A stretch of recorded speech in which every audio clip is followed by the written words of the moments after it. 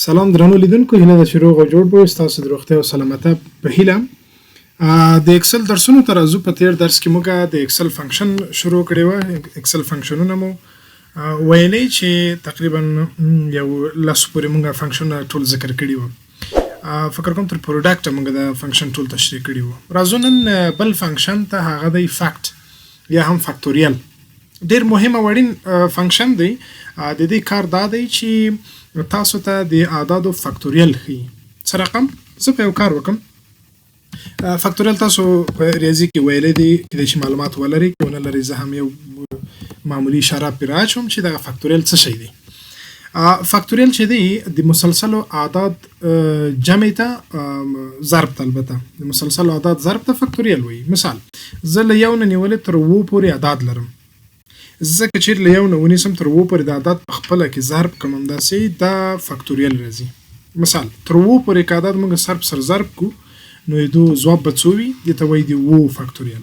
که تر 6 پورې د اعداد ضرب کړو د 6 فاکتوریال.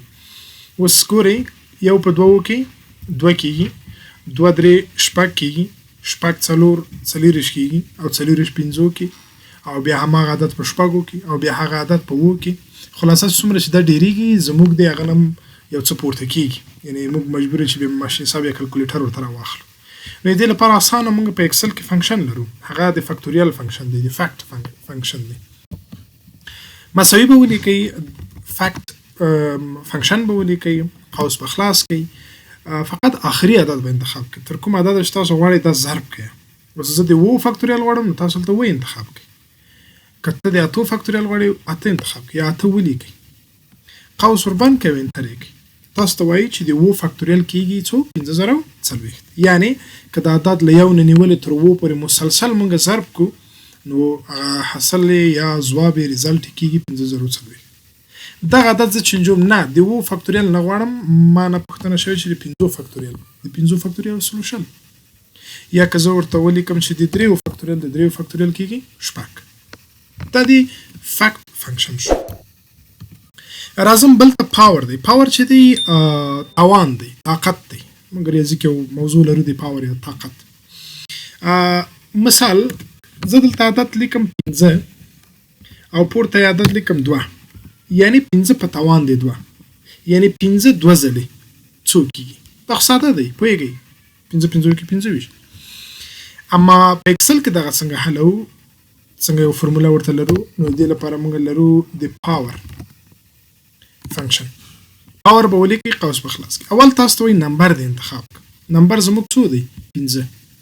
کاما ورکئ، بیا تاسو ته وایي پاور یا توان انتخاب کړئ. توان څو دی؟ 2. قوس په بند کړئ، انټر به یې کړئ. موږ ته وایي چې 15 په توان دی 2 کېږي څو؟ 25. زه به دا چینج کړم. 15 په توان دی 50 مې پکار دی، کېږي 3025. یا زما 2 په توان دی 50 پکار دی، کېږي 20.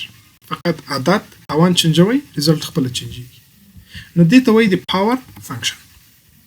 بل موږ SQRT لرو. SQRT چې دی په اکسل کې دا ریټرن د سکویر روټ اف نمبر دی.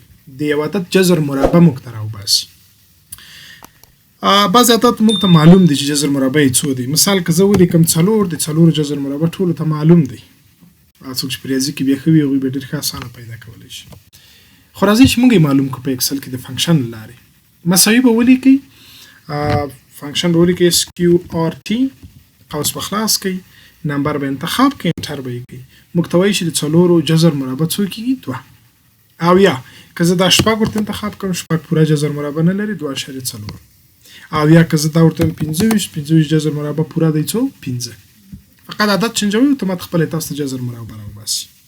نو دا په اکسل کې د SQRT فنکشن شو.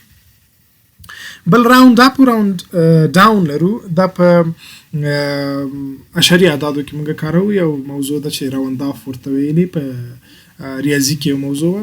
نه پوهېږم تاسو به څومره ورسره بلدتیا ولرئ. هدف فقط د دې نه دا دی د دو فنکشنونه چې موږ ته اشاري ارقام کموي او زیاتوي. مثال، زه یو عدد لیکم 245 اشاریه مثال 9.4. صحیح شو؟ اوس غواړم د دغه اشاري خانې راکمې کړم. یعنې له اشاري نه وروسته موږ 3 رقمه لرو. نه دا 3 ضرور نه دی، 2 رقمه شي، 1 رقم شي. د دې لپاره بیا موږ راځو راوند ډاون. راوند ډاون سپیل دقیق ولیکئ، قوس خلاص. تاسو ته وایي نمبر انتخاب کړه. نمبر زموږ دا دی کاما نمبر ډیجیټ څو رقمه اشاري غواړي درته ښکاره کړي. اوس خو 3 رقمه تا لیکلي، ته څو رقمه غواړي؟ زه ورته 2 رقمه ماته فقط ښکاره کړه. قوس په بند کړئ او انټر به یې کړئ. نو موږ ته 215.9 2 رقمه ښکاره کړه. هغه 4 چې کوم هغه یې ریموف کړه.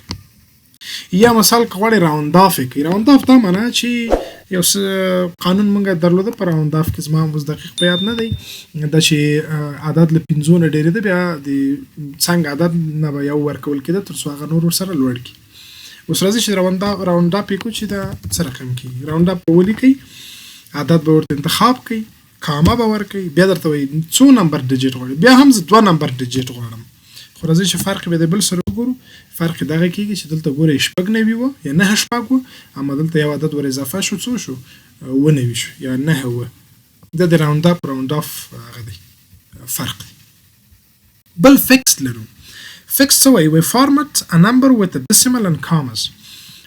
فیکس کې لکه نوم نه چې معلومیږي فیکس دی، موږ ته فقط 2 رقمه اشاري ښیي. د اشاري نه وروسته فقط 2 رقمه عدد ښیي. دا فیکس دی. دا موږ نه ورته وایو چې موږ ته 2 3 ښکاره کړه.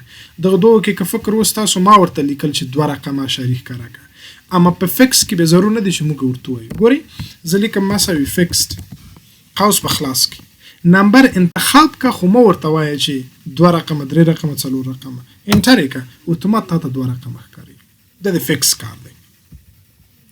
بلې بیا چې دی آی ان ټي دی، رقم مساوي به ولیکئ، آی ان ټي به ولیکئ، قوس په خلاص کې عدد انتخاب کې قوس بند انټر، اتومات اشاري له منځه وړي، فقط موږ ته ثابت عدد په لاس راکړي. همداسې یو بل موږ لرو د ټرنک، دا هم همدغه کار کوي. هغه ستاسو خوښه چې کوم یو زده کوئ، دواړه زده کوئ، خو ما دواړه راوستي دي په خاطر کېدای شي کوم وخت ورسره مخ شئ تاسو معلومات ولرئ. ټرنک به ولیکئ، عدد به انتخاب کړئ، قوس په بند کې انټر به یې کړئ. دا هم تاسو ته ثابت عدد پرېږدي اما اشاریې له منځه وړي. نو دا شو زموږ فنکشنونه. تر دې دمه چې ما تاسو ته راوړي وو تقریبا د ماتماتیکل فنکشنز یا کوم چې د ریاضي مربوط کېدل، البته ډیر دي، خو ما هغه راخیستې دي. ما مخکې په لومړی ویډیو کې هم وویل چې تاسو ته مې هغه مهم او ضروري راخیستې چې د یو کس لپاره په اکسل کې ضرور دي. دا که به چا مسلکي برخه کېږي، مثال ته اکسل د انجینرۍ په برخه کې کاروي، بیا د انجینرۍ مربوطه فنکشن نور ډیر زده کړه. که ته د ریاضي په برخه کې غواړې ډیر سپیسیفیک لاړ شي، نو هغه به کولی شي د ریاضي فنکشن نه ښه زده کړه ورسره. نو دا په جنرال په ډول ما راخیستې دي هر چا لپاره چې هر څوک غواړي فقط اکسل زده کړي او په زیاتو برخو کې ورته کارول کېږي، نو هغه فنکشن ما لیست کړي دي. نو تاسو به هم په ډېر دقت سره دا درسره کاروئ.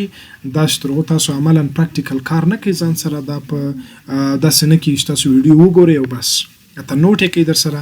که څه دلته ما په انګلیش راوستې، تاسو کولی شئ په پښتو ورسره تشریح ولیکئ تر څو مو د تل لپاره په ذهن کې پاتې. زیاده خلک یې تل لپاره نه پاتې کېږي، تر یو زیات وخته پورې پاتې شي. بیا هم که څه پوښتنه تاسو ته پیدا کېږي، کولی شئ موږ ته په کومنټونو کې پرېږدئ. انشاءالله موږ به تاسو ته ستاسو پوښتنې په مناسب وخت کې حل کړو. نو دا و د نن درس.